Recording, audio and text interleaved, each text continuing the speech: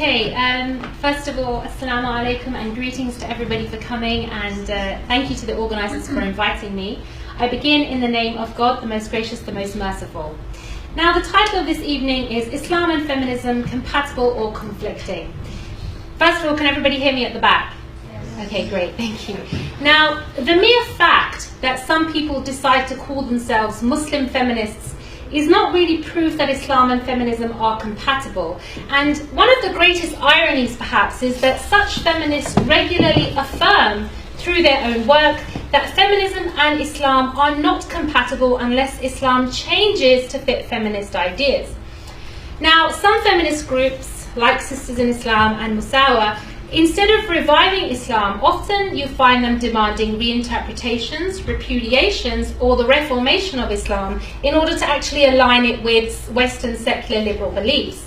Now, for example, they openly advocate the cherry-picking of prophetic traditions that they like, i.e. hadith, and rejecting those they don't like. So Keisha Ali, for example, some of you may have heard of her, she claims that contemporary believers are permitted to adopt hadith when it agrees with contemporary Western ethics, but to reject it when it contradicts them. So there's this cherry-picking going on. Aisha Chowdhury, in one of Musawa's publications, justifies rejecting hadith that they do not like by stating that the Prophet, peace be upon him, was a patriarchal man who belonged and was comfortable in 7th century Arabia. And she asks readers to take advantage of the pliable nature of prophetic reports.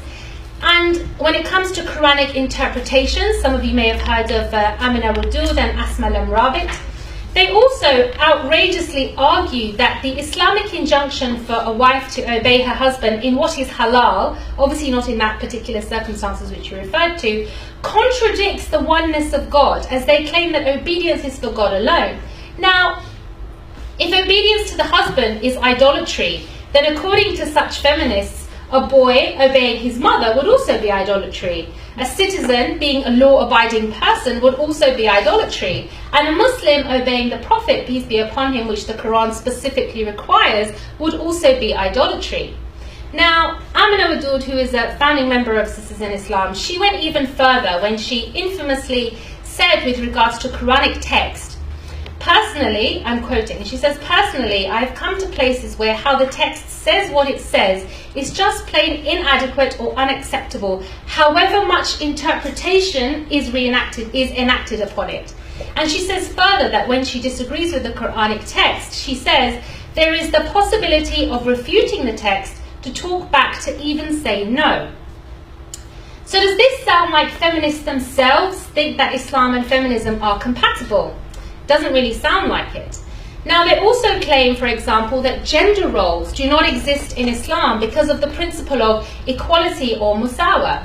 Now, interestingly, the Quran doesn't actually use the word musawa or any of its derived forms, except when it's saying not equal are belief and disbelief. This is the only instance in which you'll find that this term used. Rather, the Quran recognizes that no two people, regardless of gender, are given the same provisions, blessings, or tests, and in the afterlife, similarly, people are ranked and rewarded differently. So people are treated with and promised justice in the Quran, not a blanket equality. It's not proposing a kind of communism. But due to its somewhat shallow thinking and assessing the worth of individuals in materialistic terms, what feminism ends up doing is dehumanizing the very sophisticated Islamic injunctions in the Quran that relate to family and marriage. And whilst it advocates intersectionality in diagnosing problems, it fails to appreciate the interconnectedness and the checks and balances that actually exist within the Sharia itself. And its individualistic worldview means it fails to look beyond the individual and appreciate the foresight that the Sharia has in preventing certain injustices. Now, this means that feminists who need to argue that Islam is male-biased cannot really explain why in Islam a woman has a right over her husband's time, his money, and even his body. And so they cannot therefore also accept the Islamic rulings on inheritance, spousal obligations, rulings on family leadership, modesty, and so on. And by constantly demanding that Islam has to change, feminists are openly admitting that it is not compatible with Islam. So it's not me saying it, this is feminists saying it. But what exactly do they want Islam to change into? Now, feminists such as Asma Balas, Ziba Mir Husseini and others openly write that they're trying to, and I quote, reconcile Islam with modernist conceptions of justice, feminist theories, Western conceptions of human rights, and contemporary Western ethics. In other words, they're not acting as interpreters of the text, but rather as secular liberal interpolators, in some ways missionaries. Now, instead of reviving classical Islamic understanding and inspiring creative liberators in the Muslim world, we see such feminists unfortunately trying to strip away the Islamic mechanics and safeguards for justice.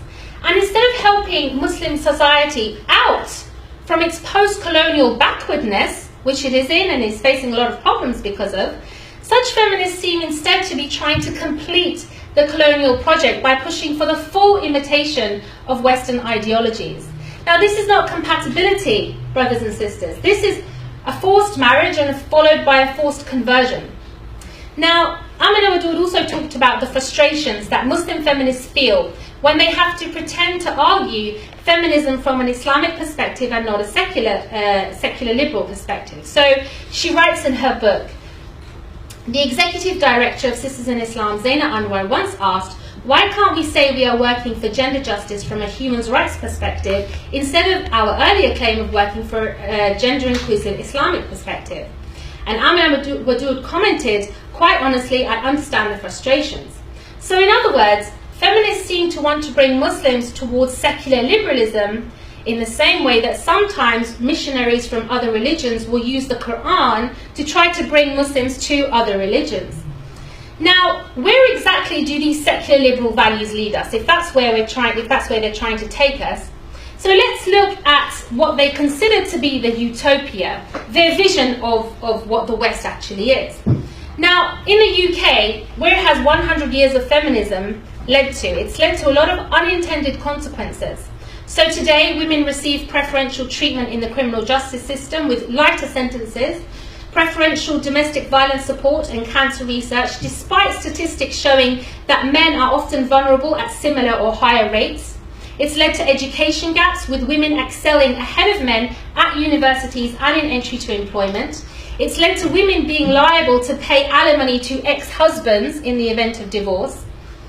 And the individualistic denial of mutual legal rights and duties between men and women in marriage has led to a frustration and isolation for both genders, and it's led to rising divorce rates. Women are socially and economically compelled to work. It's not out of choice, and often socially compelled by the fashion industry and the media to dress in revealing clothing and sexualize their appearance in order to be validated by society.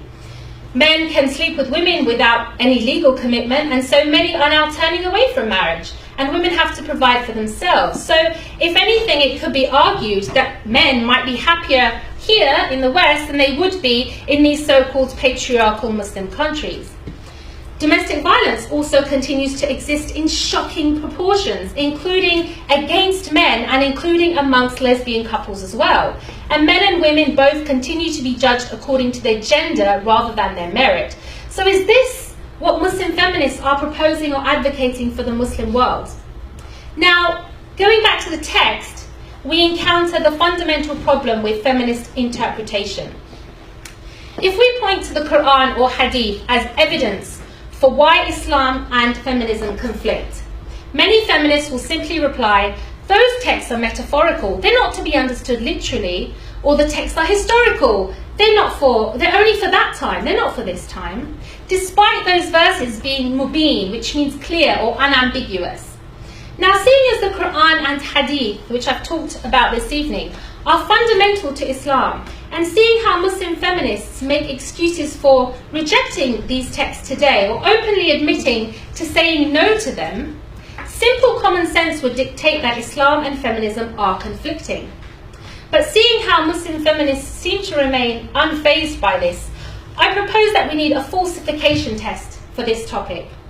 And that is that if feminists don't consider the Quran and Hadith conflicting with Islam to mean that Islam conflicting with feminism, to mean that Islam conflicts with feminism, then what would be sufficient evidence to show that Islam and feminism are conflicting? If it's not the Quran and Hadith, what else is there left to show conflict?